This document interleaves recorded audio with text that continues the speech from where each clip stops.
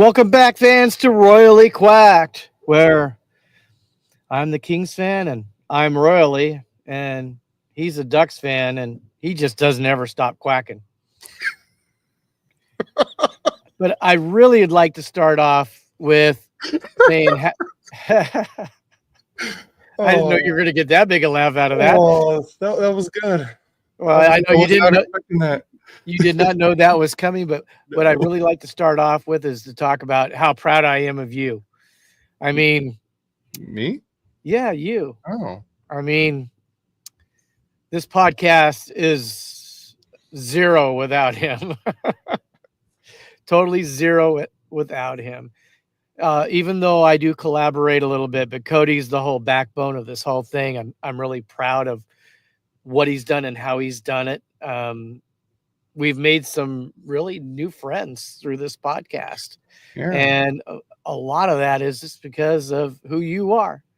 Thank you. I mean, I could have, I don't know if I could have been any prouder if you would have been a Kings fan, but then this podcast wouldn't have worked. So it's obviously, this is how it was meant to be. And I can tell you how proud I am of you. So Thank you. I appreciate that, Dad. yeah, well, you do a great job. I obviously don't have as much time as you do. I wouldn't say that, but well, maybe You do. Yeah. I mean, you're what, 2 minutes away from home to go to work. I'm an hour and 15 minutes away to go to work, even though when I stay out in Orange County, I'm still almost 30 minutes away. Yeah. But I was still doing this when I was driving for 45 minutes to work. I was still doing all this. Yeah, but look how much it's just a lot easier now. Yeah, look how much more you do, though. And look how much more this whole podcast has grown. Yeah. And that's really attributed to your talents and so forth. So I'm proud of you. So I just wanted to throw that out to start off the podcast. So would you say I'm the number one child? So for you people that don't know, we have a running joke in the family between me, my brother, and even some friends, who are pretty much like family to me, like Brendan, Big Mac, like even all of Tim's friends. We all fought for who was the number one son or the number one child. It's just a running joke. And I even took it a step further. I got to wear that. Maybe in the wintertime, I'll wear that sweater I bought. And it says, I'm the favorite child. And then I wore it to Christmas.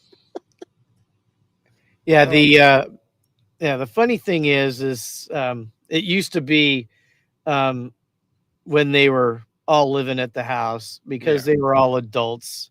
I made them pay a little rent, and whoever paid rent first was the number one son that month. And it was a running joke. That's how it all started. I actually started that. I think Mom did, because it was like whoever did like the chores too. Well, I'm not talking about chores. I'm talking about you guys all were, I want to be the number one son. I'm the number one son this month. So it was a running joke. It was all fun. All in good fun. Yeah, I don't know if you realize it, just the other day it was Michael Lovato's birthday.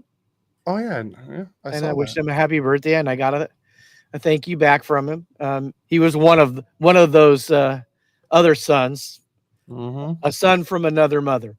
Yep.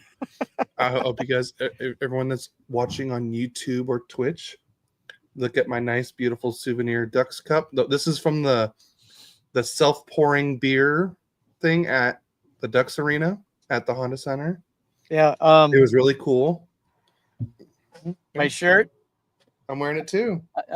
I got these shirts for us. It feels like a penalty box kind of day, which almost every day does feel like that sometimes, whether it's me being the bad boy or just the way life has been. So I got confirmation. I'm number one right now from Mom, straight out of Mom's mouth. Thank you, executive producer Mom. Yes.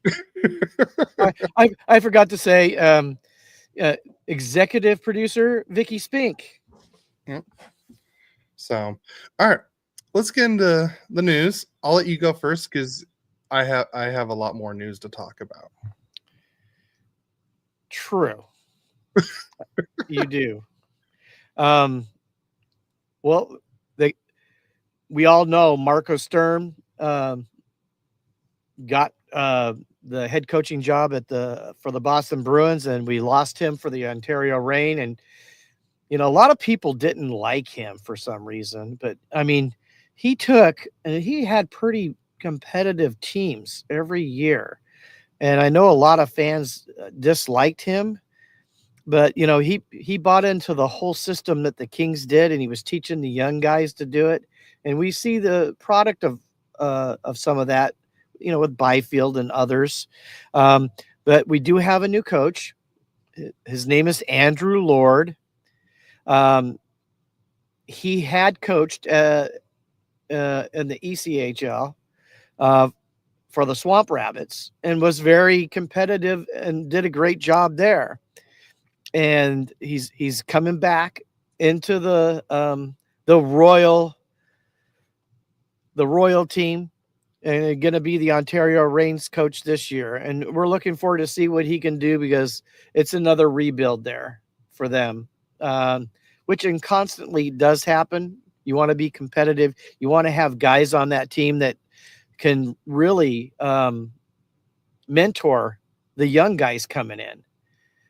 So welcome to the team, Andrew. Looking to see great things from you. We'll probably go see a few games, I'm thinking, this year. I know your mom wants to go to the Duck and Kings game at Ontario. I mean, I don't know if you saw the message from her. I think it was last week or maybe 2 weeks ago. I did try to tell her, I go, you might have a sprinkling of the Kings in there with a lot of young guys playing. Yeah. But then again, it's always fun to go watch a hockey game. And that's you don't really have a bad seat at the Toyota Arena. The Toyota Arena. Yeah. So look, I do have like the achievements for Andrew Lord. His playing career. He played 165 games in the ECHL, 39 games played in the AHL, and then 216 games played with Cardiff in the EIHL. Then he even coached there. He started in 2014 to 2020. He coached Cardiff. Then from 2020 to 2024, he coached the Greenville Swamp Rabbits. That is such a great name. I know. Oh, and then Mom even said, "Don't forget, I'm also a keeper." That is how it all started. That's what. See, I told you. And then this last season he coached the Halifax. Was it Mooseheads? And then he's a 2-time EIHL playoff champion with Cardiff in 2017-2018. 2-time Challenge Cup champion with Cardiff in 2015-2017. 3-time Coach of the Year 2017-2018. That was with Cardiff, and then in 2024 with Greenville, and he was also the ECHL All-Star head coach in 2024 with Greenville. Wow. So just a reminder, executive producer falls under co-hosts. I'm gonna stay out of this. Let's continue. I had to do it. I know. Got to have a little controversy, don't you? Yeah. So I'm in the doghouse the rest of the day. I was gonna say that's not a battle you should start. Oh, come on! It's got you'd like to do it. Yeah, but I do it in good fun. I do it in fun. The thing is, I have to do it to get the look. Okay, it's not the same without the look. I probably got the look. Yeah, but I like do it in person. Maybe a scowl. I can see the look. But continue your notes. Back on, see, King's News is going longer than you thought. Now the big subject is re-signing Adrian Kempe. I know Ken Holland said that's on the priority list. He's talked with the agent a little bit, and according to all sources, he's looking for around $10 million AAV contract. And that's all per David Pagnotta. I say pay him. Eight times 10, do it. I mean, he's turned into if he would play for a team like Edmonton or some of these other teams, he'd be scoring 100 points Easily. But he doesn't just score points. He plays defense. He plays 200-foot hockey. I think honestly, I bet you Kempe would say, I just mimicked what Anze Kopitar was doing. Yeah.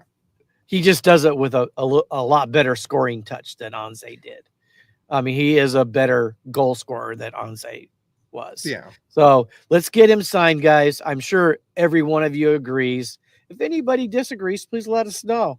And if you do, try to tell us why you don't feel like we should sign him to that contract. So, well, he deserves $10 million a year, and I'm saying this because he's tortured. Any Kings fans would say give him $10 million a year because he's going to torture the Ducks for the next 8 years. 8 years on that contract. And what Kings fan would not like a guy that always kills the Ducks? I agree with you, Cody. He is, but he plays well against the Ducks. But here's the thing: he always played well against Gibson, and Gibson's no longer there. Could things change? But I don't know. Honestly, the Kings need to get this done before the season starts. Agreed, and I think they're going to do it. I think they're going to get him signed. I mean, I think it's the number one priority right now. It should be. Now, going on to the lighter side of the news, the Kings are working on a new alternate helmet that is gray with a silver metallic fleck finish, kind of like their silver jersey striping per Icethetics. So that would be interesting to see how that all turns out. I mean, I really like their matte. Here's like a kind of sneak peek kind of look at it. This was during the draft day for the Kings. If you can kind of see, it kind of has like a silver tint to it. It's not white. It's not black. You can totally tell it's silver. Yeah. Someone posted this on Twitter, and I saw that. I'm like, oh, I could see it now. Yeah, throw away the chrome ones. I hate those. I don't know. Some people might like that shiny stuff. It's distracting. Maybe that's why they wear it. Distracts the other team. I don't know. There couldn't be any other good reason because I don't think it looks that good. So I'm looking forward to seeing that. I mean, I really like their matte finish that they had last year. That would be a nice addition. Such a great look. The matte black helmets were so good. And said if they can add that silver, I don't think that's going to go well with the black home jerseys. But I think with the away jerseys, it may have a good look to it. I got to see it. Or maybe an alternate like silver jersey we might see. I'd like to see the Forum blue and gold in an alternate jersey myself. But then again, I'm just one fan. Let us know how you feel about jerseys too.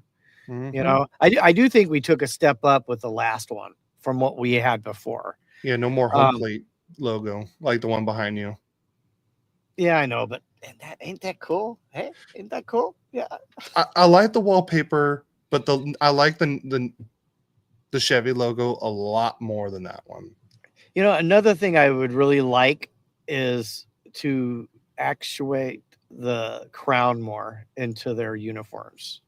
I agree, and I think a lot of people feel that way. Let's see if they do it. You know, hey, we're the fans. Let's let them know what we want.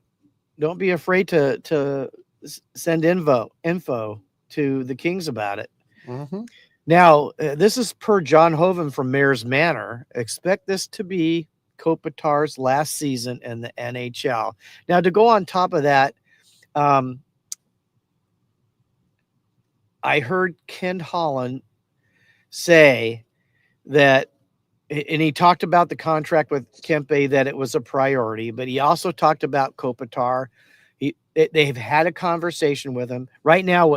He said, Kopitar said, he goes, I just want to play right now. Let me think about it. And we can always address it later this season or at the end of the season to see if he still wants to play.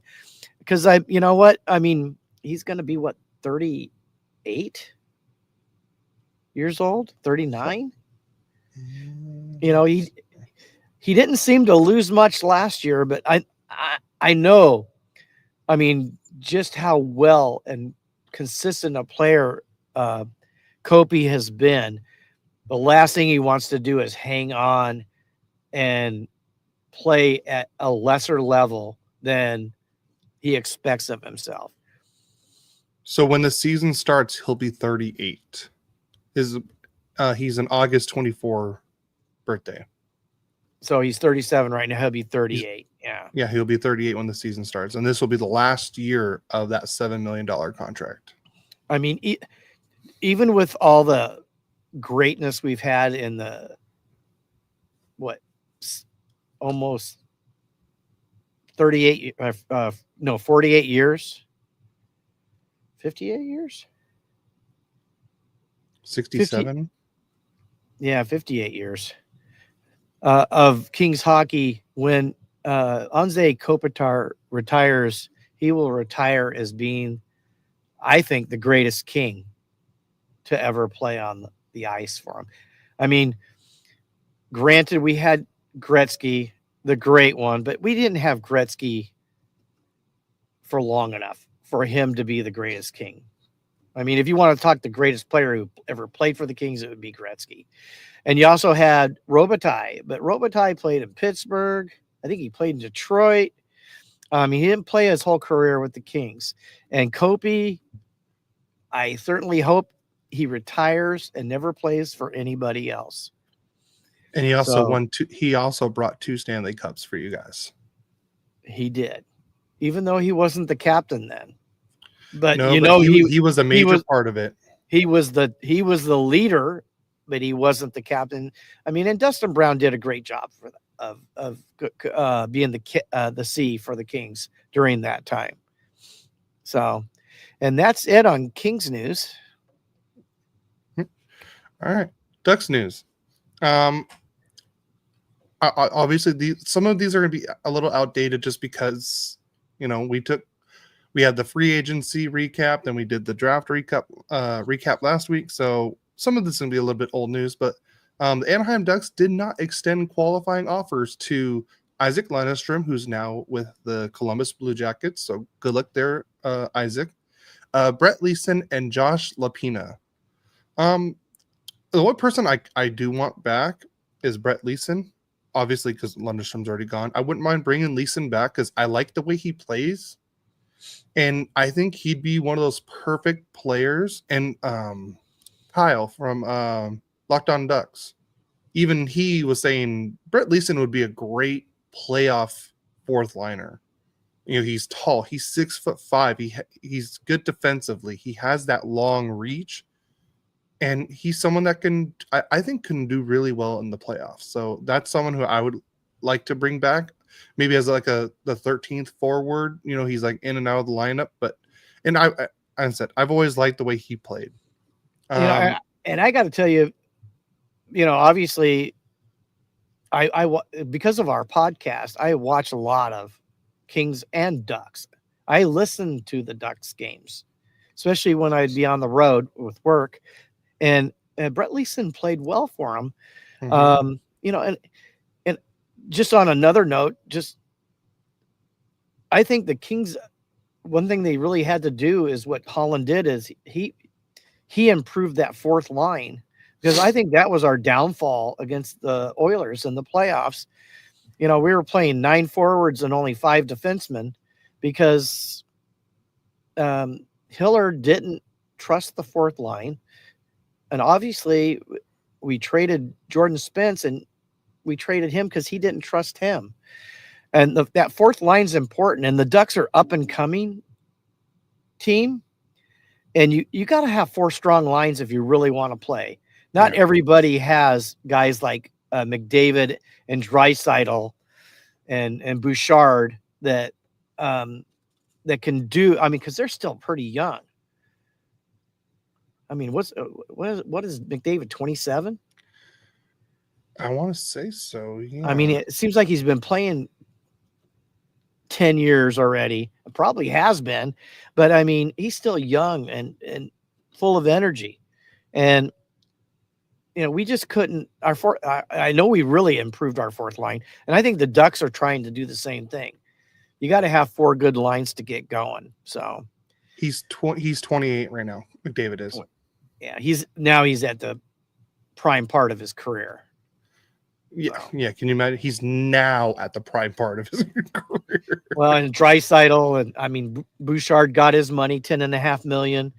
Yeah. I mean, they're going to be still tough to play, but I think hopefully both of our teams are going to be better armed to go against Edmonton and at least give them a fight. Yeah. Hopefully even a win in the playoffs for, who knows? I think the Ducks have a chance this year to be in the playoffs.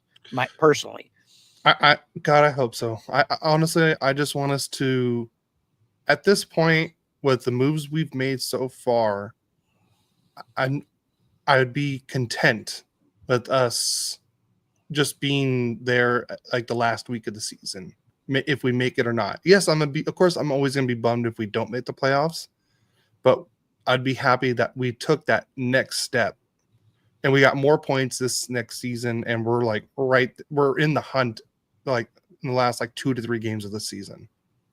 Or if already had it clinched, you never know. Or yeah. So next bit of news. Roger McQueen will return to the Brandon Wheat Kings of the WHL if he doesn't make the Anaheim Ducks out of training camp rather than pursuing any NCAA options. And this is per Roger McQueen. You know what I like about that? He thinks he might make the team. You got to love that about him. No, I mean, he's a good kid. Yeah, he is. I mean, he's this kid is what, 17, 18 years old. He's already 6'5". And honestly, I can see him maybe getting the 9 games to, see how he is. But I have a feeling he's going back to juniors just because, he was hurt all last year. He played maybe a total of 20 games, I believe. So let him go back, let him dominate, let him get back to his 6'5" frame, polish his game a bit, and then next season is what we can really see the move. And because we're also going to have a new rule, which we'll talk about later, which might be able to help Roger McQueen next season, and we'll talk about that later. Okay. Next up is Jay Woodcroft on his coaching philosophy, and this is per Jay Woodcroft. A team that I coach is going to play fast, will be prepared, and will play with purpose and attitude in the offensive zone. And with that, we will bring the exact same level of attention to detail working back to our end as we do heading north into the offensive zone. So I love that already so much. He's probably going to be one of the best assistant coaches in the NHL next year. I liked him. I thought he did a great job at Edmonton. I thought he did too. He did take them to the Western Conference Final, but they just met the red hot Avalanche that year that won the whole thing. So, cool. Yeah, but I'm excited for Woodcroft being on the bench with the Anaheim Ducks this season. Maybe the one that takes over for Quenneville. I would not mind that one bit. I mean, Quenneville's not going to be there forever. No, I know. I think he's going to be either the oldest or the second oldest coach this season. I mean, it's like I do believe Quenneville, and even with the Kings with Holland, they're not long term. Yeah. They're short term. Fix it, move on. Yeah. Next up this is something I don't want to see. The Anaheim Ducks have been linked to defenseman Erik Karlsson from the Pittsburgh Pittsburgh Penguins, per Marco D'Amicio. I don't know why I said Pirates. They all have the same colors, so that doesn't help.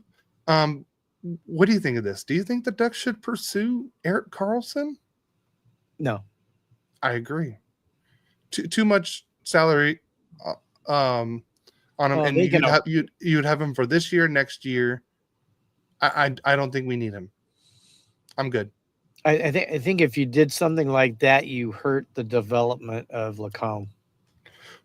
Well, luckily for Karlsson, he's a right-handed shot defenseman. I understand that, but I still 100% agree. You're gonna hurt with Lacombe, you can hurt Mintyukov, and you can also hurt Zellweger. So no, I'm good.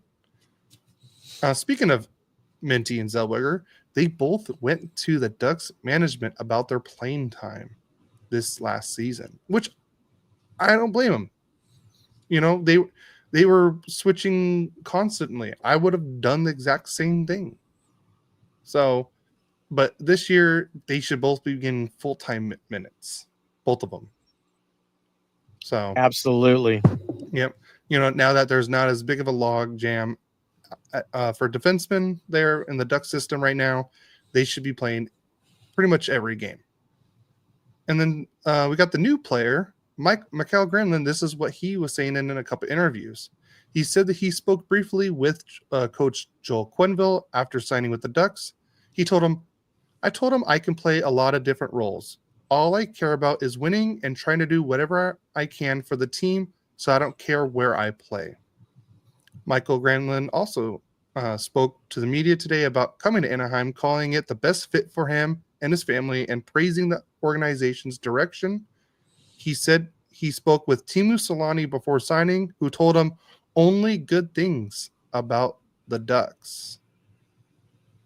So that's also great to see. And then, so I was listening to the Empty Netters podcast. We'll also hear a little bit about them later too. But they had a trade idea. They were just playing around, you know, it's not like a rumor or what's going to happen. They were just, you know, like, hey, what do you think of this trade? Would you do this if you were this team or this team? So here's the trade idea. Anaheim receives right-handed defenseman Rasmus Andersson from the Calgary Flames. In exchange, the Calgary Flames receive right-handed shot defenseman Drew Hellison, left-handed shot defenseman Stan, the Norwegian Nightmare Solberg himself, the 2026 fourth-round pick, that's Philadelphia's, and the 2027 second-round pick, that's Detroit's. Would you make that trade, Dad?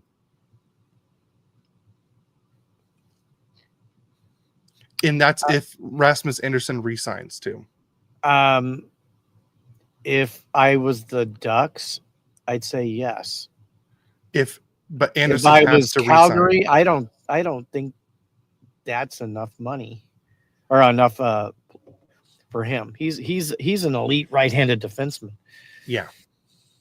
And I think the likelihood, unless he just hates the Kings because he declined to be traded to the Kings already, as I don't know if anybody knows that, but yeah, they tried and it didn't work. And I don't even know what they offered, to be honest with you. All I heard it was a jaw-dropping trade. Like the Kings, Drew Doughty.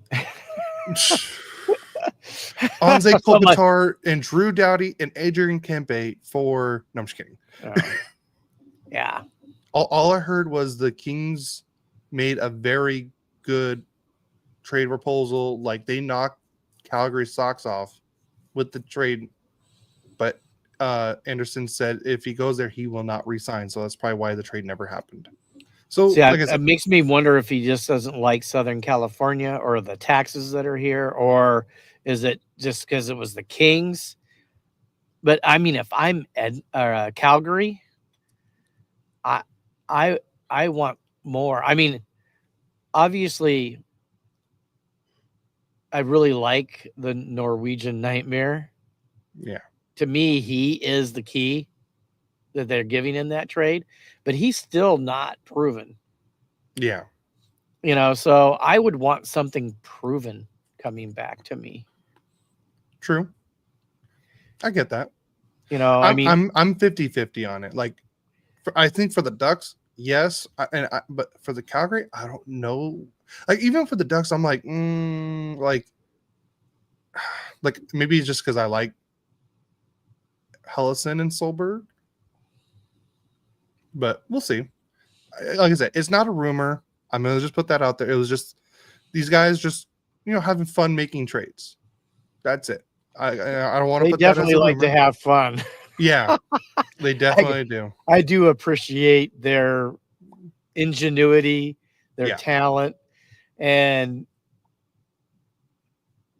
they just they're having fun. Yeah, and I totally get it because I have fun doing this. exactly. All right, now we're going to go into some signings. The Ducks made a lot of work especially this last week.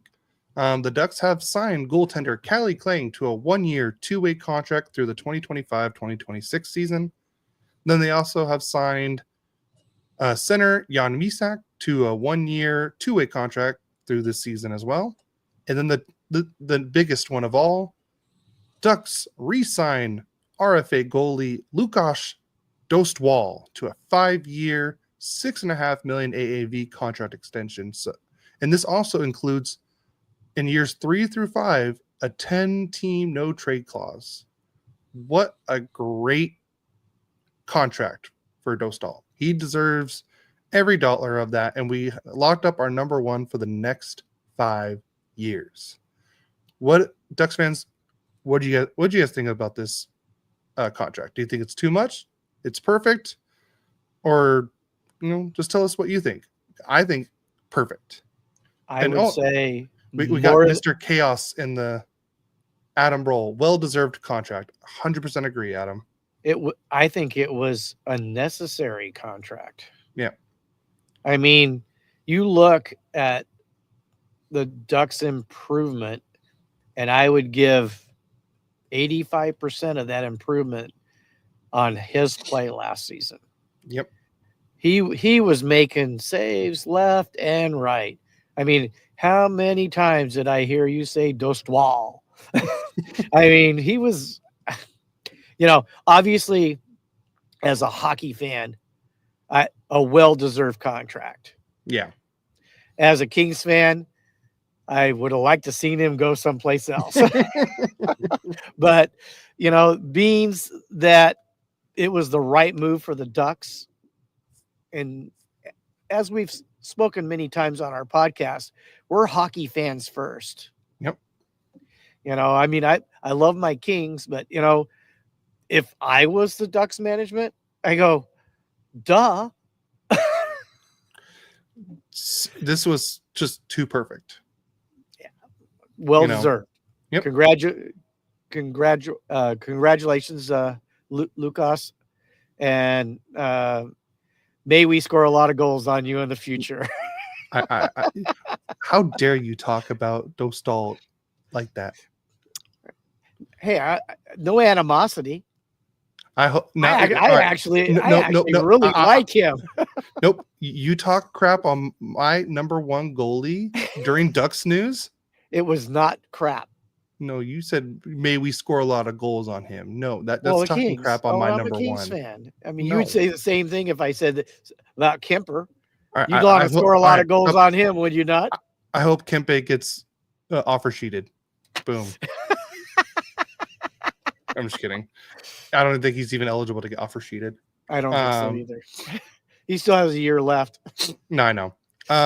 Next up, Ducks have re-signed RFA defenseman Drew Hellison to a 2-year, $1.1 million AAV contract extension. Another great re-signing, not too much. Good 2 years, a little bridge, and we'll see. And he's going to be the third pairing guy. Here's Adam. Kings can't score a lot of goals when they're giving up the farm. Giving up the farm, huh? Yeah. And then next up, this was a insider. Bob Stauffer tweeted out, I heard he's talking about the Anaheim Ducks are going to trade Olin Zellweger. And the rumor is that it's the Edmonton Oilers are the team where he might go to. But for what? What would you want from the Um, Edmonton Oilers? Zellweger for McDavid, straight up. or Draisaitl, straight up. Yeah, sure. Yep. I think that's fair. Cody. What? Wake up, you're dreaming. Oh, darn it. Such a great dream. All right, next up. The Ducks have new jerseys for next season. Chris Kreider will wear, shockingly, number 20. I mean, that's not a shocker. Mikael Granlund will wear number 64. So that means Colangelo, when he resigns, will need a new number. Next up, Peter Mrazek will take number 34. But wait, there's another player that was already wearing number 34. That's right. Pavel Mintyukov will wear number 98 next season. That's right, number 98 next season. And then the newly re-signed defenseman Drew Helleson will go from 43 to number 14. Let's take a little look. The players that have won number 14 in Anaheim history. Joe Sacco. Let's see. Chris Kunitz, Jeffrey Lupal, Rene Bourque, and last but not least, Adam Henrique. And the people who've worn number 20. First player was Bob Corkum. The number 20 I remember in Ducks history, Steve Ruchin. We also got James Wisniewski, Pontus Adberg, Christian Klaus, Nick Delorier, and last but not least, Brett Leeson. And then number 34, first person to wear it was Antonelli Fonadov. You also got, let's see, who else? Sam Steele wore number 34, Jamie Drysdale, and then Pavel Mintyukov was the last one to wear it. Number 64, people should remember this name, Matt Bolesky wore number 64. Steven Nosen, Kiefer Sherwood, and the last person to wear it was Sam Colangelo. And then number 98, Pavel Mintyukov will be the first player ever in Ducks history to wear the number 98. So you think Mrazek gave Mintyukov something for his number? That's a good question. Sometimes there's a little a gift or cash or something on there that they go because they like that number. Yeah. And then Adam with his comment, Kings lost Fagimo and Luke Rowe, stupid moves. I don't know who Luke Rowe is. Yeah, I saw that. Because it was a Fagimo. He signed with Winnipeg, correct?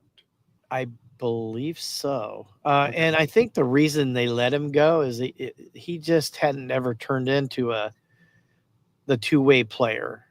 And he didn't really ever produce the offense in the NHL like he did in the AHL. That's the only reason I could see them moving on from him. I was disappointed too, Adam. I really liked him. But that's the only reasons I can think of, not to make excuses, but that's what when I saw that, I was disappointed. And but I'm saying they don't see a future for him here. And maybe they're doing him a favor. Sometimes it's what's best for the player than it is for the team. You let them move on, and maybe they go and move on. And one thing I forgot to mention, and it really isn't Kings news, but it's ex-Kings news. Gabriel Velarde got signed, and he's 7.5 million AAV. Wow, you really spoiling our next bit of news? What? It's is that in? Is it in there? Right there. I didn't see it in there. Right there. Okay, sorry. Spoiler alert. Spoiler alert. Now we're Spoiler going alert. into that. So now we'll go into league news talking about extensions. So now my dad just broke. Well, it was the last one on the list, but it's now the first one. The Jets have signed RFA forward Gabe Velarde to a 6-year, $7.5 million AAV contract extension. There you go. And just to throw on top of that, the one regret I've had over the last few years that the Kings did is let him go. Yeah. I thought he was one of that key players when our power play was up at the top. And letting him go for PLD. I'm not going to even say it. PLD. Yeah, well, he's done okay in Washington. It just was a mistake for us. Yeah. But anyways.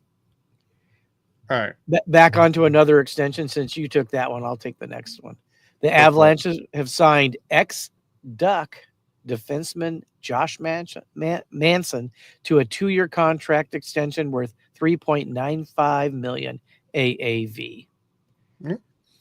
The Utah Mammoth have signed RFA forward Jack McBain to a 5-year, $4.25 million AAV contract extension. And the Blue Jackets signed forward Dmitry Voronikov to a 2-year, $4.175 million AAV contract extension. Yep. The Kraken have signed forward Ty Carte to a 2-year, $1.25 million AAV contract extension.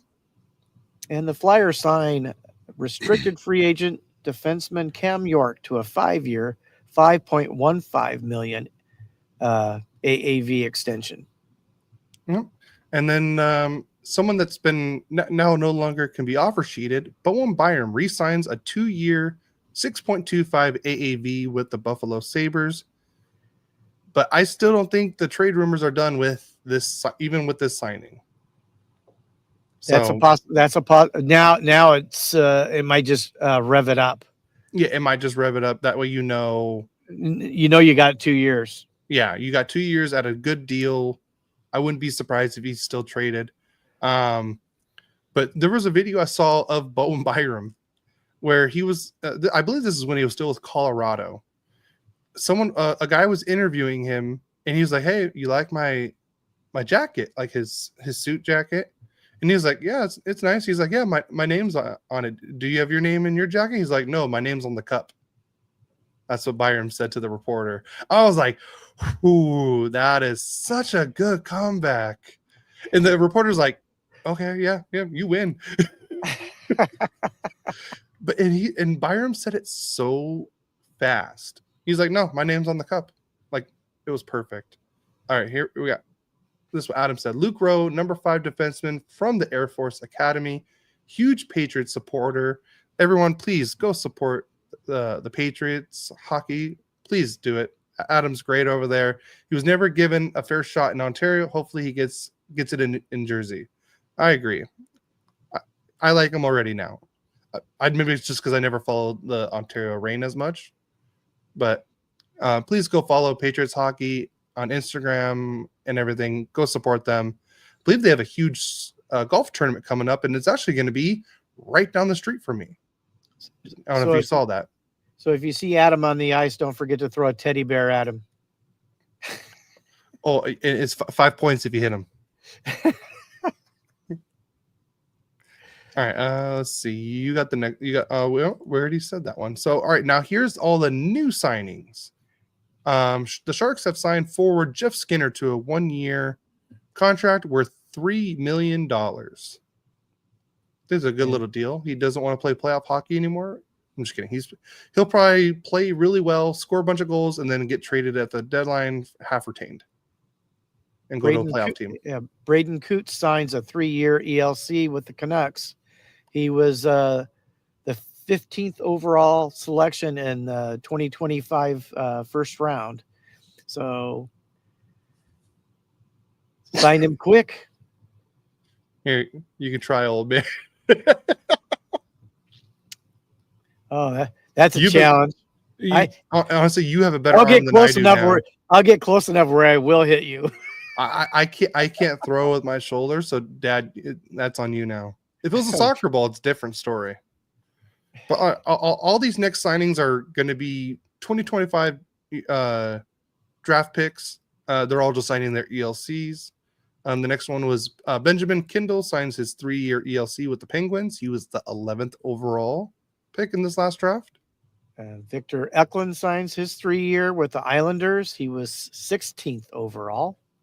I did not expect him to go down to 16. I thought he was going to get drafted in the top 10, top 12.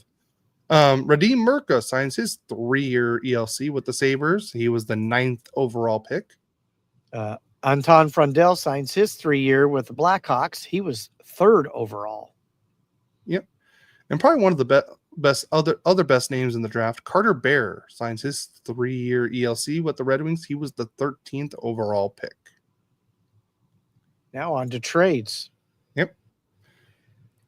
Henry Thrun to the Toronto Maple Leafs. Ryan Reif to the San Jose Sharks. Little 1-for-1 action. There you go. The Penguins have acquired goalie Artur Shilovs from the Canucks in exchange for Chase Stillman and a 2027 4th-round pick. How quickly he lost favor, especially after they re-signed Demko, which I was shocked with how injury prone he's been that they signed him to that big contract. But obviously obviously they believe he's going to be okay. Well, they still have Lankinen as the 1B there, and the reason why they made this trade was because Shilovs would have to go through waivers. So if he did not make the Canucks, he would have to go back to the AHL. He would have to go through waivers, and then they would probably pretty much lose him for nothing. So they got something for him. Yeah, makes sense. Yep. The Stars have traded Matt Dumba and a 28 2nd-round pick to the Penguins for Vladislav. Holy Konachuk? Vladislav Kolyachuk? Kolyachuk. Whatever. A player to be named later. That's where we need written out so you can pronounce it. Yeah. And then this was probably the biggest trade we've had in the last couple of weeks. The Oilers have acquired the 2022 1st-round pick, Isaac Howard from the Lightning, in exchange for the 2024 1st-round pick, Sam O'Reilly. And Isaac Howard did sign his 3-year ELC, so that he was the Hobey Baker winner last season for the NCAA.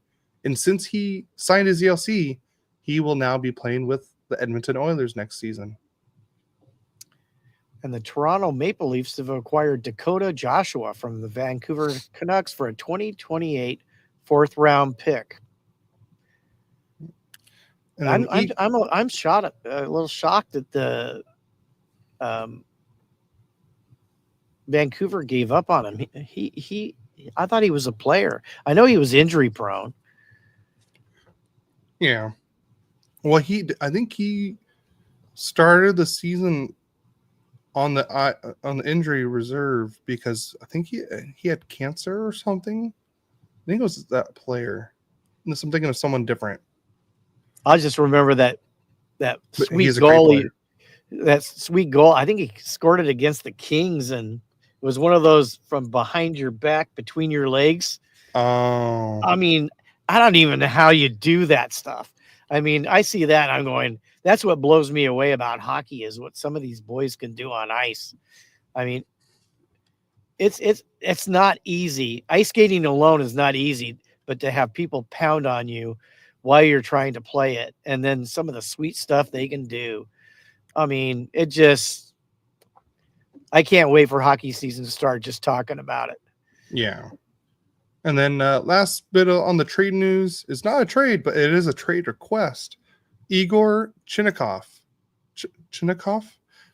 has requested a trade from the Columbus Blue Jackets due to, I want to say there was like misunderstandings between him and the head coach of the Blue Jackets. Really? Mm-hmm. So now we're going to talk about retirements. Riley Nash has announced his retirement from professional hockey at the age of 36. Yep, he played with Carolina, Boston, Columbus, Toronto, Winnipeg, Tampa, Arizona, and then his last stop was with the New York Rangers in 2023-2024. Oh, so he's He only not played one played. game. He hasn't played, so he's officially retired. Yep. Okay. And then Tyler Johnson has announced his retirement from at the age of 34. I'm gonna pull up his Tyler. Let's see, Johnson. There it is. I know he was more famous with Tampa Bay Lightning. Here he goes. Tampa Bay Lightning, and then the Chicago Blackhawks for 3 seasons, and then he last played this last season with the Boston Bruins. He only played 9 games and had 2 assists. But he was a 2-time Stanley Cup champion with the Tampa Bay Lightning. And Yaroslav Halak is retiring from professional hockey at the age of 40. Yeah, he was always been like a great 1B. Yeah, I would goalkeeper. say. Yeah. I think he was most famous for was in the one playoffs when Montreal was like the 8th seed. He just totally just dominated and got them by. I forgot who they played that season. He played with Montreal, St. Louis, Buffalo, Washington, the Islanders, Boston, and then the last couple years, or in 2022, 21-22, he was with the Canucks, and then 22-23, he was with the Rangers as the backup. All right, and then coaches, just coaching news. Paul Coffey will not return to the Oilers bench next season as the defense coaching the defenseman, but he is still with the team, and he will still continue his. I want to say he was assistant to the general manager or player development. I can't remember exactly what his role is, but he will no longer be behind the bench next season, and that's per Jason Greger. And then the Colorado In English, please. the Colorado Avalanche have hired David Hackstall as an assistant coach. All right, and then there is no jersey or logos news. So here's the sad news. And other news, NHL teams have officially voted in favor of keeping the decentralized format for next year's draft, according to Sportsnet. About 2/3 of clubs voted to keep the draft decentralized. What do you guys think about that? I think you should talk to the fans. That's what I think.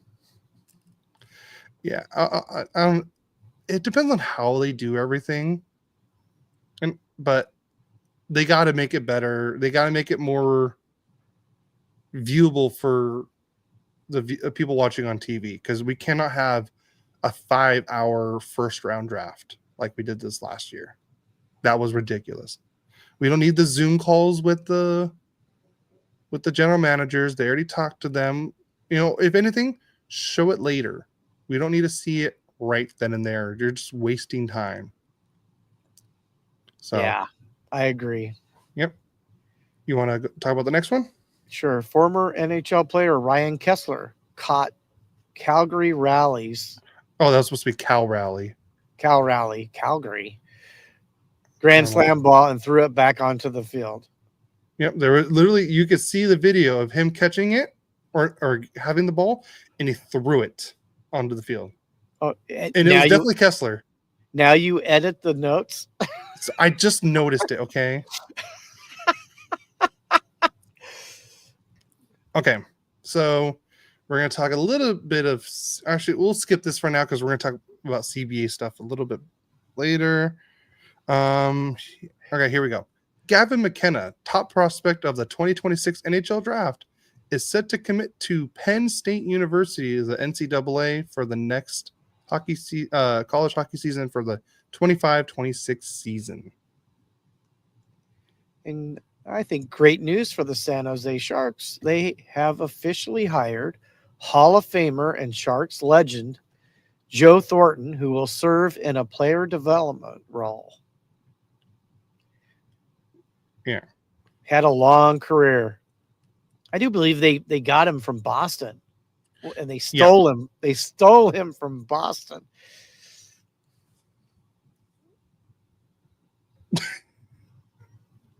So here's one of our comments. Hey guys, hope the pod has been a good one so far. Totally agree with your takes on the draft. I got married, had kids, sent them off to college before the Kings finally picked. It was a little tedious, wasn't it? I mean, it was their first time at the decentralized draft. Yeah. Obviously, hopefully they will correct the mistakes that were made this year. Yeah. But That's all. That's all we. That was such a great comment, though. Yeah, I loved it. I thought it was. Yeah, Cody, you were a baby before the Kings drafted at 31. I know. Now look at you. Look at me now. I'm a big boy now. So I don't know if you guys saw on social media, there was a big fight at a golf course, and it involved a hockey player, a former hockey player. But here's the funny. So here's the thing. Me and my buddies were talking at work, and he saw this video of this golf fight, like on the golf, during the while they're playing golf between two guys. You could totally tell they were drunk. And he was showing me. I was like, wow. And the way the guy was grabbing, I was like, man, that guy looks like a hockey. I didn't say it out loud. I'm like, because the way he was grabbing, he was like kind of grabbing his collar right here, and he was going, and he was literally making sound effects for his punches. When he was punching the guy, he would go bang, bang, and everything.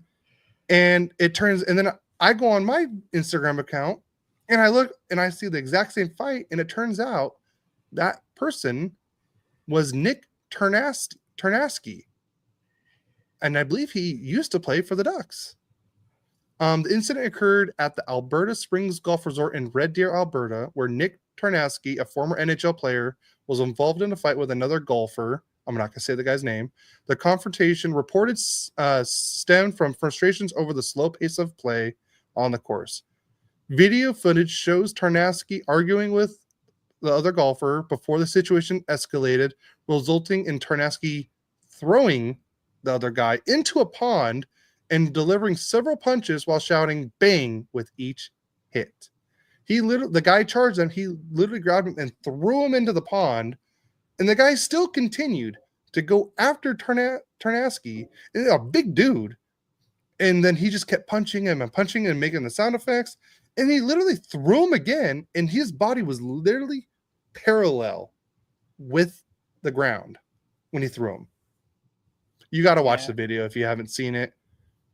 I've only had that kind of hockey fight once in a softball game. Here we go. Here we go again. So I was the left fielder. We had this guy. I'm not even going to say names. He ran to first base with his hands up, and the ball hit his arm before he got to the bag, and the umpire let it happen. And this team got pissed off.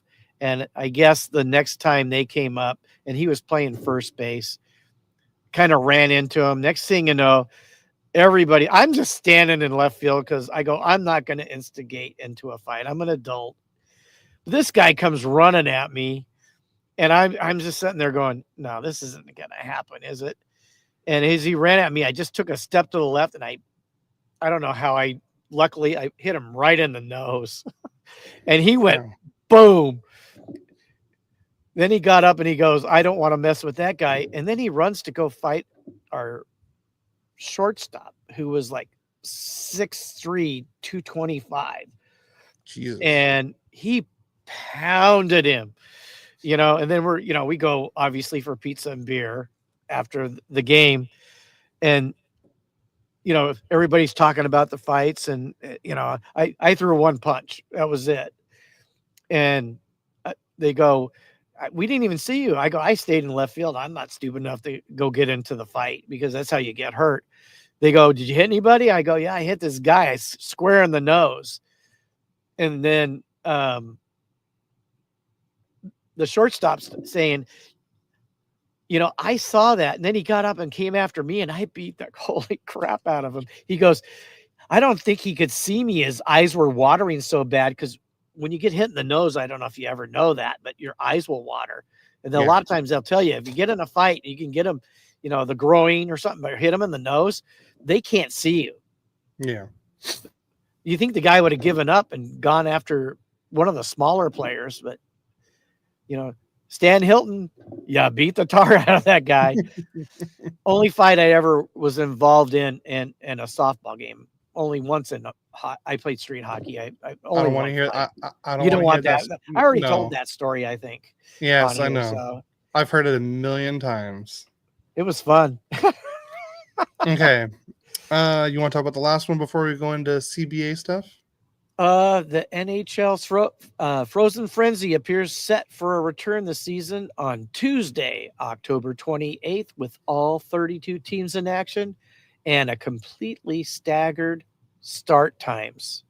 So that means we'll have a lot of hockey on the 28th. So here's the list. Pittsburgh, Philadelphia at 6:00. I believe this is all. Oh, this is Eastern time. Calgary versus Toronto, 6:30. Columbus versus Buffalo, 6:45. Anaheim, Florida, 7:00. New York Islanders and Boston, 7:15. Vegas and Carolina, 7:30. Tampa Bay and Nashville, 7:45. Winnipeg and Minnesota, 8:00. Detroit and St. Louis, 8:15. Washington versus Dallas at 8:30. Ottawa, Chicago, 8:45. New Jersey, Colorado at 9:00. Utah, Edmonton at 9:30. The Rangers versus Canucks at 10:00. Montreal and Seattle at 10:30. And last but not least, the LA Kings versus the San Jose Sharks at 11:00. Wow. I'm pretty sure it was the 11th time we've heard the pod. The softball one, I don't think I've said that. No, the hockey one. Oh, yeah. I don't know. I think we're just joking. All right. So let's see. Let's go into the CBA. So do they have the e-bug thing on here? Thought you have it. You had it in the notes. No, I know, but I just didn't know if it was actually on the. Okay, I don't think it is. So we'll talk about it first on the notes. So now this year, every team's gonna have a permanent e-bug. Here's the rules for the e-bug situation. They have play. An e-bug must not. So they can't have any of these things. Have not played an NHL game under a standard player contract. Have played more than 80 pro hockey games. Have played a pro hockey. Have played in the prior 3 seasons. Have another contractual obligation that would preclude them from serving as an e-bug, and they must be on the reserve or restricted free agent list for an NHL team. So that's all for the new one for the e-bug. Wow. Yep. And then you want to talk about the new provision? Yep. In the CBA will allow each NHL team to place one 19-year-old CHL player in the AHL per season. 18-year-olds are ineligible. Starts in 26-27 per Frank Saravelli. Currently, 18 and 19-year-old CHLers are ineligible for AHL hockey. Yes, so this would so right now, Beckett Seneca right now, he has to either play for the Ducks or he has to go back to the Oshawa Generals because he's 19. Roger McQueen, same thing. If he doesn't make the Ducks, he has to go back to the Brandon Wheat Kings. So this new rule, so next year it would, so say Roger McQueen doesn't make the Ducks next year, he can be the one player that can play with the goals next year. as the 19-year-old that CHLer. So this would like Liam Greentree for you guys. He Right. could be that one player. But by the time this goes into place, he'll be playing. He'll be 20. I do believe. Next year he'll be 20. So does this mean Greentree will be eligible to play in the AHL not this year, because I believe he already said, never mind. Never mind, you answered it. Yeah, so this season they either have to make the team, like the Kings or Ducks, or they go back to their juniors team. Next season, but I think next season Greentree and Seneca would both be overage, so they could either play for the Goals or the Ducks, because they'll be 20 or older. Yeah. But like McQueen or Stevich, next season, say they're just dominating in the juniors, and if going back, it does not make sense, and they don't make the big club team, then they can play. They could be the one player that can play for the Ontario Reign or the San Diego Gulls. I hope that answers everyone's questions on that. So now let's go into other CBA. Because it's now official, so now this will start next season. Okay, the playoff LTIR. New LTIR rules limit cap relief to the league average salary, 3.82 in 2024. If the player is expected to return that season, full relief is only allowed if the player is ruled out for both the regular season and playoffs. In the playoffs, teams must keep the total cap hit of dressed players under the regular season ceiling. Cap hits are not prorated, and all dead cap from the regular season buyouts or buried contracts counts towards the playoff cap. For retained salaries, the player retaining team salary playoff hit is prorated, but the acquiring team takes on the full remaining cap hit. Wow. Yep.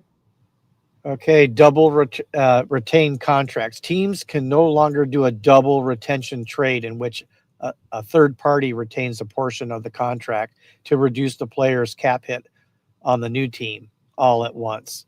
Now a team cannot retain on a contract that has already been retained within 75 regular season days of the first retention. Days outside of the regular season do not count.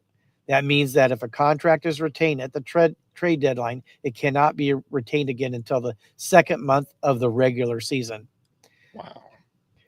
Boy, I tell you what, lawyers were involved with this.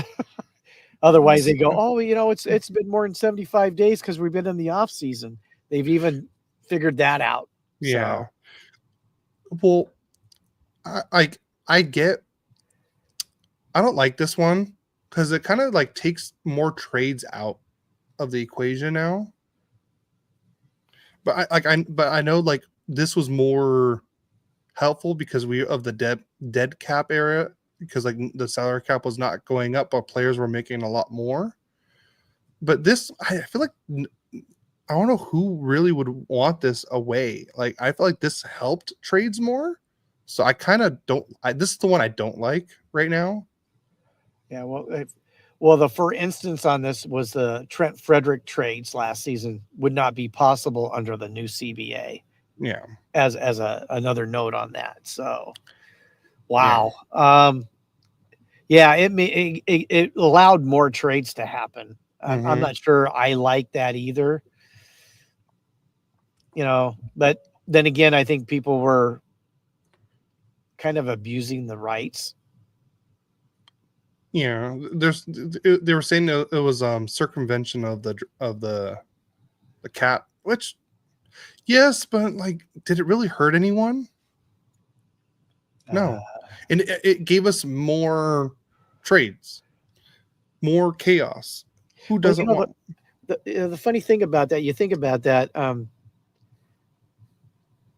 I don't know about anybody else, but sometimes when that trade kind of an interesting trade happens, it brings excitement to the game during the off season. It's like, I mean, everybody was waiting for Marner.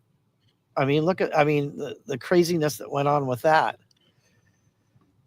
Yeah, because you get so many funny content with this 3-team trade, that the double retained contract, because technically Patrick Kane was a Coyote at one point.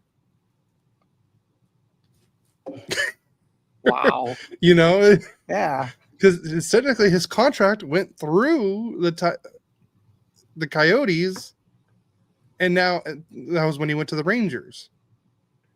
It was like the Ivan Provorov trade. Technically, Ivan Provorov was a King at one point. Yeah, we should have gotten more production out of him. Yeah. We were paying him a couple million. Yep. I think 2.25 million. I think it was something like that. Yeah, something like that. The new contract term limits. New contracts are now limited to a maximum of 6 years for a free agent signing and 7 years for a signing of a player who was on the roster at the last trade deadline. This is a reduction from the previous 7 years for a free agent and 8 years for re-signing with the current team.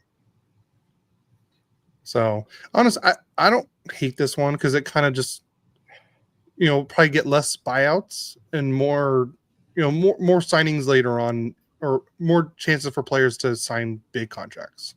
Well, the other thing it takes away from possibly having that dead money at the end of a contract. It takes 1 year away from it. I mean, say Adrian Kempe signs an 8-year, $10 million contract. He's going to be like 37, but if he only got 7 years, he would be 36, and he might still be the player. You don't know when someone's going to go to the decline. Yeah. So now let's go on to deferred salary contracts. Under the new rules, contracts can no longer defer salary to future years like Carolina and Toronto have recently employed. I don't know who Toronto did, but I know Carolina had the Seth Jarvis and Slavin, and the Ducks with Frank for Toronto too. Is that the Shohei Ohtani rule? Yeah, pretty much the Shohei Ohtani rule. Exactly. I can't see what the last. It doesn't matter. I was trying to find the Provorov thing, but I can't find it. Front-loaded deals and signing bonuses. Further to term limits, restrictions are being placed on how contracts can be structured year over year. The difference between adjacent years in a contract is restricted to 20% of the first year of the deal. The lowest of any year is limited to 71% of the highest year. An example of a contract that would be allowed under the new CBA is Vladislav Gavrikov. The highest year is $9 million, meaning the lowest he can be is only $6.39 million. But his last 3 years are 6.0, 5.4, and 5.4. This structure would not be permitted in the new CBA. Additionally, total signing bonuses are now capped at 60% of the total contract value. Noted that in a specific season, the signing bonus can exceed 60% compensation in that season, but the total signing bonus of the contract cannot exceed 60%. Like, for instance, the Leon Draisaitl and Mitch Marner contracts would not be eligible in the CBA because their signing bonuses make up a large portion of the compensation. Wow. Okay. We also have minor league compensation ELC maximums. The CBA limits the compensation in the minors for players on entry-level deals. The limit is increasing as follows. These are draft years. 2021 and earlier, 80K. 22, 23, 82.5. 24, 25, 85. 26, 27, 87.5K. 28, 29, 90K, and 2030, 92.5K. Yeah, that's for like the AHL players or the ECHL players. Instead of, I mean, right now I think a lot of them are only making like 75,000. So all that's going up. Yeah. And you want to do the next one, or you want me to do the next one? I'll do it. League minimum salary in the past 3 seasons, the NHL league minimum was 775K. It is now as follows: 26-27 season 850K, 27-28 900K, 28-29 it's going to be 950K, and then 29-30 it's 1 million. This also this means that the existing contracts that include in the NHL base salary below the new minimums in those seasons will be automatically revised up to comply with the minimum. This will result in an increased cap hit for those players until the transition rules are released. And the assumption is that the cap hits of those contracts being adjusted will not be adjusted until the 26-27 season. Wow. All right, I'll do the next couple. Entry level max compensation. The maximum entry level compensation will be adjusted as in the draft year 2011 to 21, 925K, 22, 950K, 23, also 950K, 24, 25, 975K, 26, 1 million, and 27 and up, league minimum plus 175K. And then qualifying offers. Qualifying offers are required for a team to retain the rights of a restricted free agent. The qualifying offer thresholds have been updated as follows. Previous year, 1.25 million. If it was greater than that, 110%. If they're making between 125 to 1.75, 105% of that contract. And anything above that would be 100% of the contract. And then paper loans. In the previous seasons, teams under the cap would paper waivers, that's in quotes, paper waivers, exempt players to the minors between games to accrue additional cap space. A good example of a player being papered is Linus Karlsson of the Vancouver Canucks. The league is looking to restrict this with a new rule that states that players must report to the AHL, play one game before being called up, with the exception of goalies if the NHL doesn't have 2 healthy goalies on the NHL roster. You want me to do the next one? Where are we at? 4 recall rule. I'll do it. Okay. After the NHL trade deadline, NHL clubs are only permitted to recall 4 players from the minors, excluding injuries. This has now been increased to 5 players to give teams a bit more flexibility. However, no more than 4 of the recalls can be on the NHL roster at the same time. Let's see. All right, and then where are we at? We already did the e-bug roster emergency exception. When teams do not have sufficient cap space to ice a full roster, they must play one short player for one game, then can use the roster emergency exception. The current rules allows a player with a cap hit of league minimum plus 100K to be used as the exception, currently at 875K, and the player does not carry a cap hit. The emergency exception threshold is increasing to the league minimum salary plus 375K. This also bearing threshold amount. Using the exception will now create cap consequences. The team will be charged a cap hit equal to the amount of cap space they do have available. The difference between the exception player's cap hit and the cap space available will be charged the following season as an overage cap charge, similar to performance bonus coverage. So say I'm going to say the cap hit is at 95 and you need a special player, and say you need a league minimum player at, let's just say 1 million. So if that player plays and you're over the cap for 1 million or so, you now lose I believe this is what I think it is. Don't quote me on this. Is that next season you'll lose $1 million cap hit? Pretty much, it'll be like a for bonus the next season. Yeah. Yeah. So it's kind of the penalty comes a season later. But that's if they use the that exception. So on to performance bonus eligibility.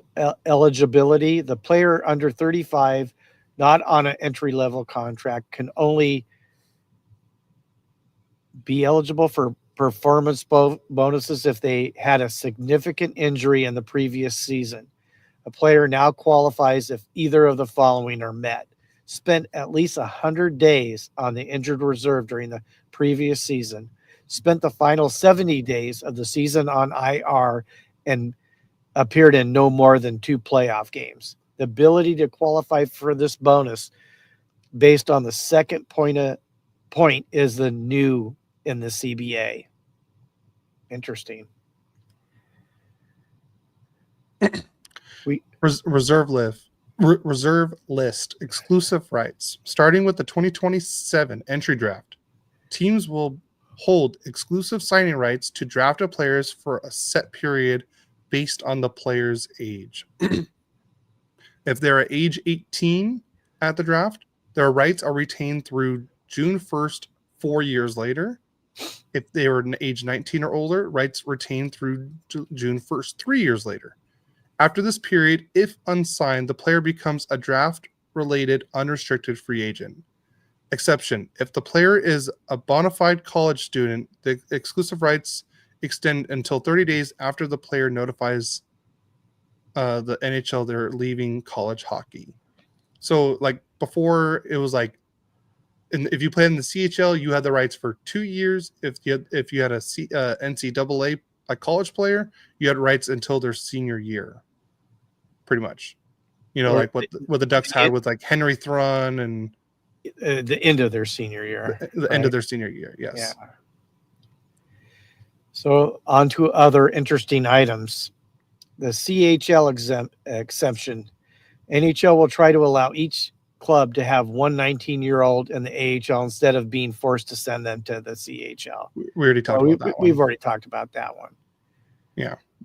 European free agents. Players aged 25 to 27 from Europe are no longer require an entry-level contract and will be subject to the same level rules as North American players, which that was unfair to American players before this. So they fixed that part of it. Mm-hmm. Mid-season PTOs. Teams can sign players to a 10-day PTO with the rights of first refusal. I got too much sleep last night. That's what it was. Rights of sleep. Yeah, I actually slept like 8.5 hours. I usually sleep like 6.5 hours. So let me go over that again. Teams can sign players to a 10-day PTO with the rights of first refusal on any NHL deal offered. Sponsorship restrictions. No endorsements involving tobacco or cannabis, including CBD products. Hey, no dopers. Darn it. Dang. Does that mean edibles? That means edibles, Dad. Yep.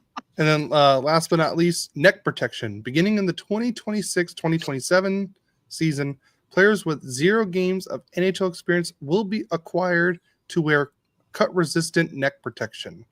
Required? Required, yes. It's a tongue-twisting day today, isn't it? Blah, blah, blah. Blah, blah, blah. English is my 8th language.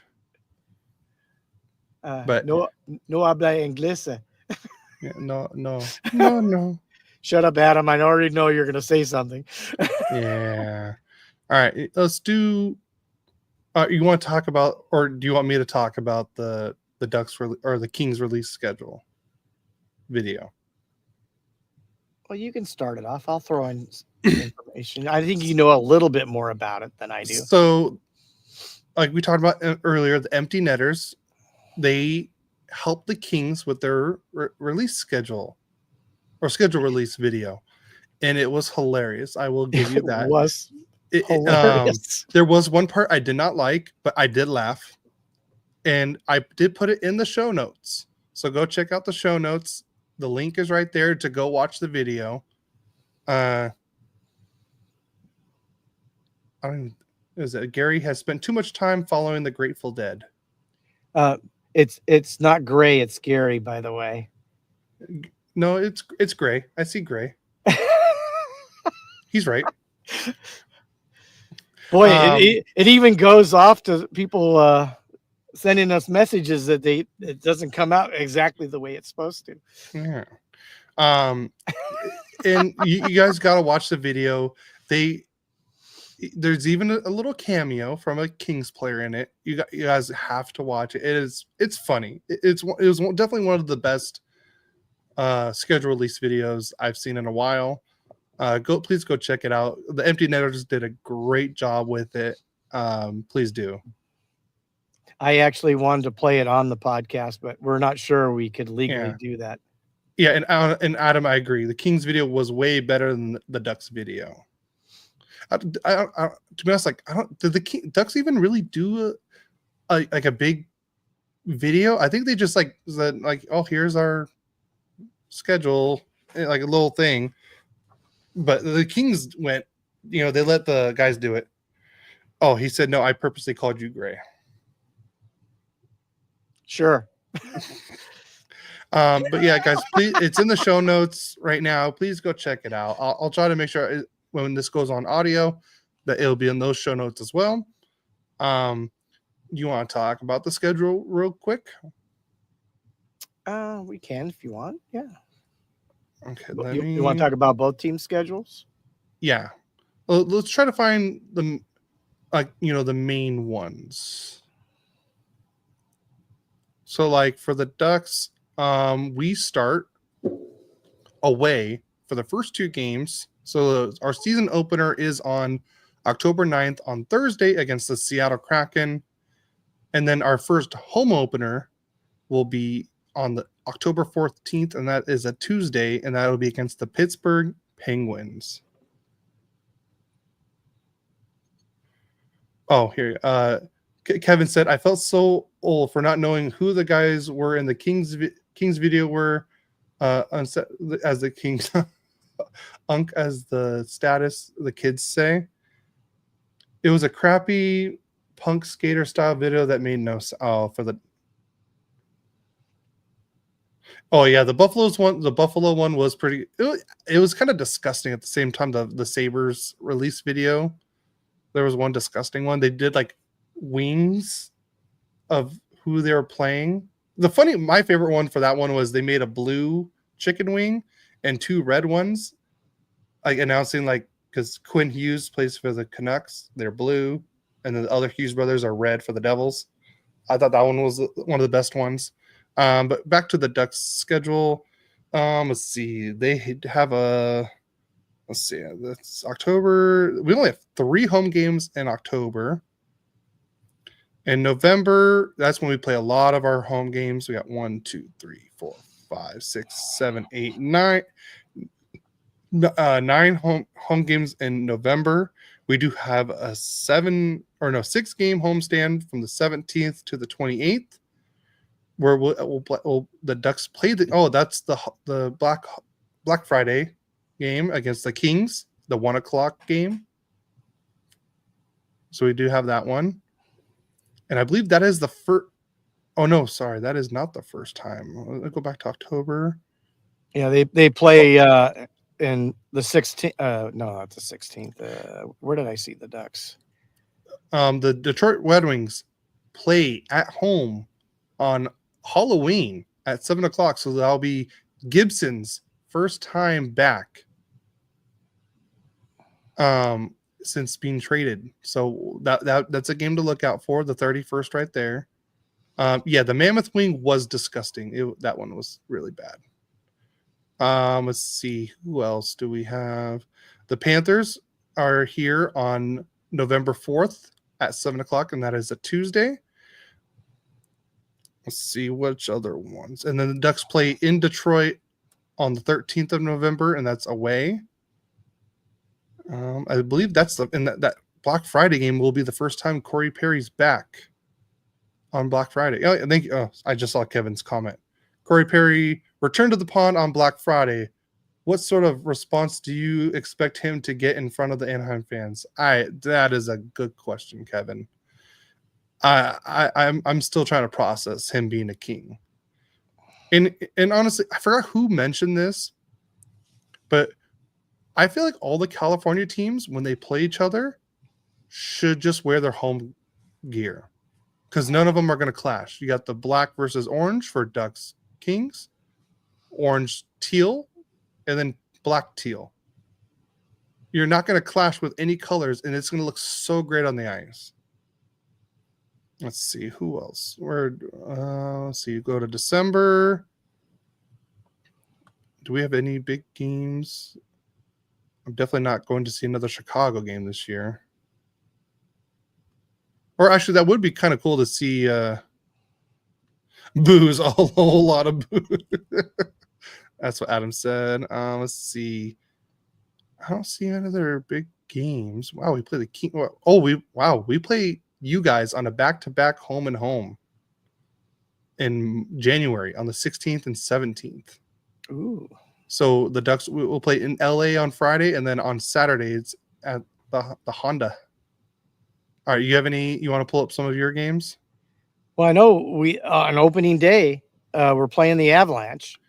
Yep, that's part of the first night of the NHL season, the triple header. You guys will bookend the night. I believe it's Florida versus Chicago, and then I forgot who has the second game. I think it's like Pittsburgh versus someone. Oh, it's Pittsburgh and the Rangers, and then you guys play Colorado to finish the opening night for hockey. Yeah, you got the Penguins on the 16th of October, Carolina the 18th, Detroit the 30th, November.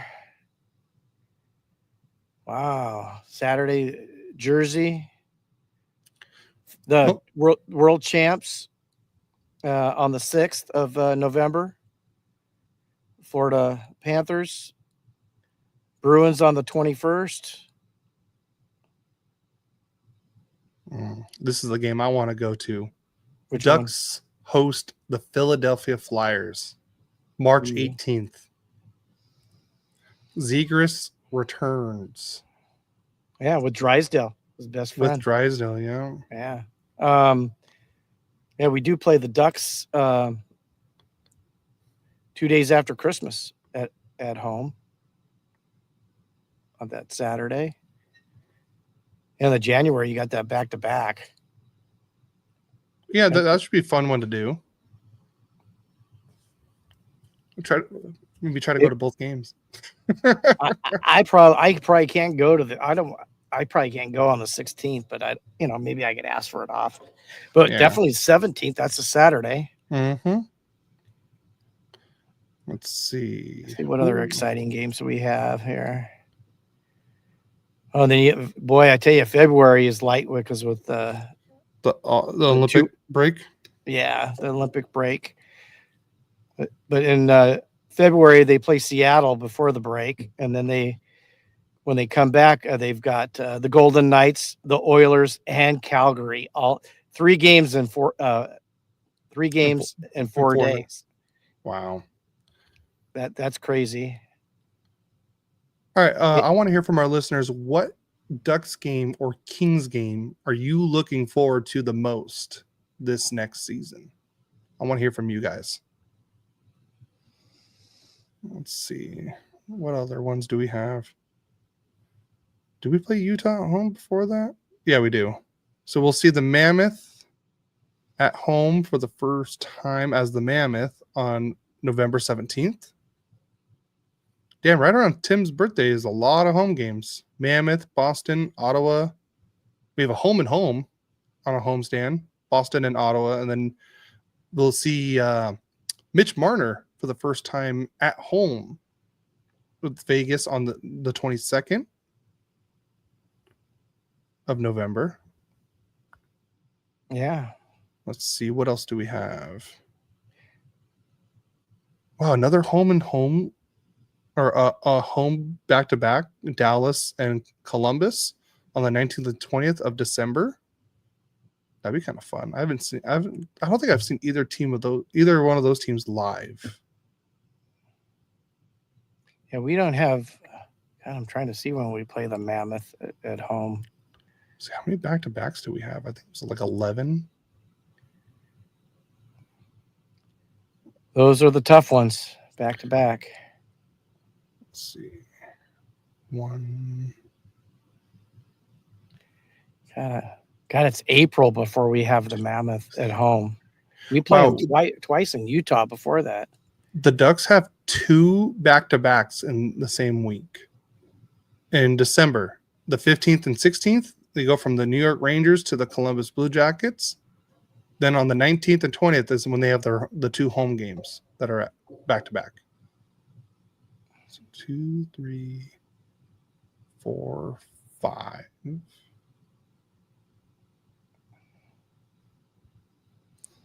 6. God, and we finished the last 3 games on the road in April.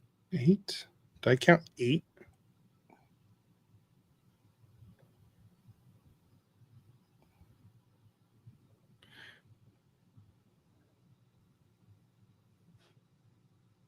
Oh no, 9. 9 back-to-backs, if I counted right. That's crazy. But you have anything else to add before we get out of here, Dad? I think the back-to-back on the 16th and 17th. God, is that the last time we play the Ducks? I don't see us playing in March, or do I see us playing in March? No. April? No.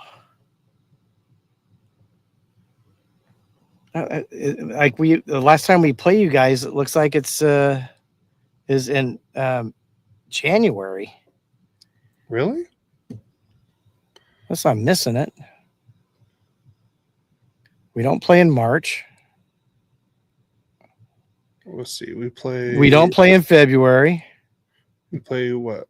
We play the back-to-back, the 16th and 17th in January, and we'll play you the rest of the season.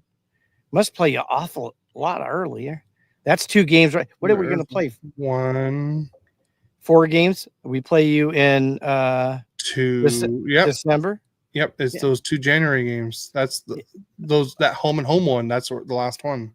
Well, we ought to plan to go on to the one at the Honda Center, the pond. Yeah. Okay. I mean, I can be off for sure on that. So yeah, we always try to at least make one Kings and Ducks game every year. Yeah. And it's easier for us to go to Honda Center than to go to LA. Yeah, very true. Yeah, that just means Mrazek will get 9 starts all year. he's going to play more than that. But anything else before we get out of here? I don't think so. No. All right. Well, that's going to be a wrap on episode number 71 of Royally Quacked. We hope you had as much fun as we did. If you enjoyed it, make sure you subscribe, download, and rate us on your favorite podcast platform, and subscribe and follow on Twitch and YouTube. Follow us on all social media for updates and everything on Instagram, Twitter, X, Blue Sky, Threads, Facebook. Follow us everywhere on there. And don't forget to join our Discord to follow up with fellow fans and debate player grades and even challenges to some trivia on there. Thanks for tuning in. And make sure you go follow Elite Sports and Entertainment Network for more sports talk and everything. Like I said, they have the daily show every day from Monday through Friday at 2 p.m. Eastern Time, 11 p.m. Pacific Time. Please go check them out, follow them, and rate everyone there too as well. They got baseball, football, wrestling, everything, pretty much every sport, even basketball. On that, don't forget to rate us and leave a review on Apple and Spotify. If you leave a review, I'll try to read it on the podcast next time we see it. Hey, Cody, why don't you let you were on a Oh, right. podcast this week? Yeah. Why don't you tell everybody about that? I mean, Yeah. sorry, we almost went, and I almost forgot that we should mention that. Yeah. So let me try to pull up the. Was it sports? I'm trying to remember the exact. I know I'm subscribed to them. Let's see if I can find it somewhere.